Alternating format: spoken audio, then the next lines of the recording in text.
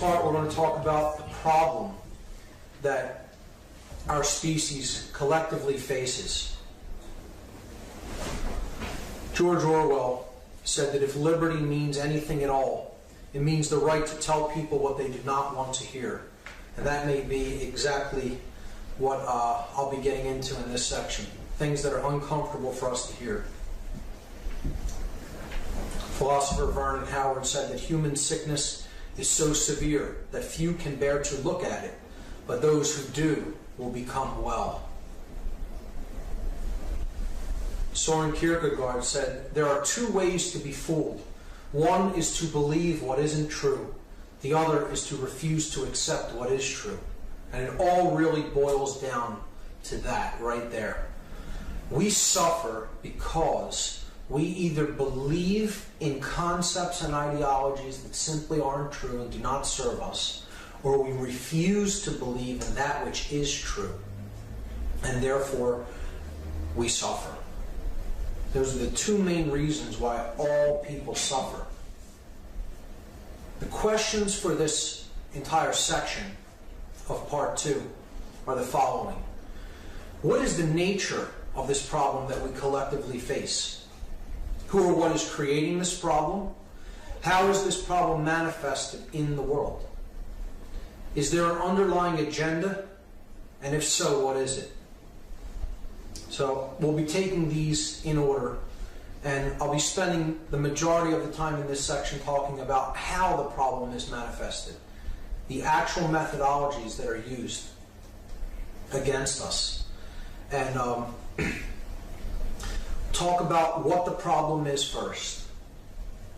So this is, in one sentence, the main problem that humanity collectively faces. A small cabal of evil sorcerers control our whole planet by manipulating the consciousness of its people into a vibration of fear. We talked about what sorcery and magic were in part 1. Sorcerers use illusion and manipulation against people to try to create opposition within the self and opposition in the world and chaos. So there's a group of these people who understand how consciousness works, and they're using that knowledge against the bulk of humanity to control their consciousness by controlling the mind, and they're manipulating their consciousness into a vibrational energy of fear. With that, only chaos and evil can be created outwardly into the world. So that's the root problem that we all face. That's what's actually occurring here. That's what we're falling victim to. Many have seen this image, the pyramid of manipulation, the hierarchical and compartmentalized structure through which those in the know, those who have the knowledge of how human consciousness works and are using it as a weapon against the masses, how they run this top-down pyramid scheme. Up here you see the top of the pyramid, the pinnacle, the summit, where the knowledge is at. Those in the know, those with the knowledge, those who are illuminated into this knowledge of consciousness, can be seen at being at the summit or at the top of a pyramid, and then all different aspects of society are controlled from the top down through a hierarchical, regimented, compartmentalized system. Those who are down here have very little knowledge of how things really work and how they're really structured. They just go along to get along. They do their job. They don't really consider the wider implications of what they're involved in or what they do.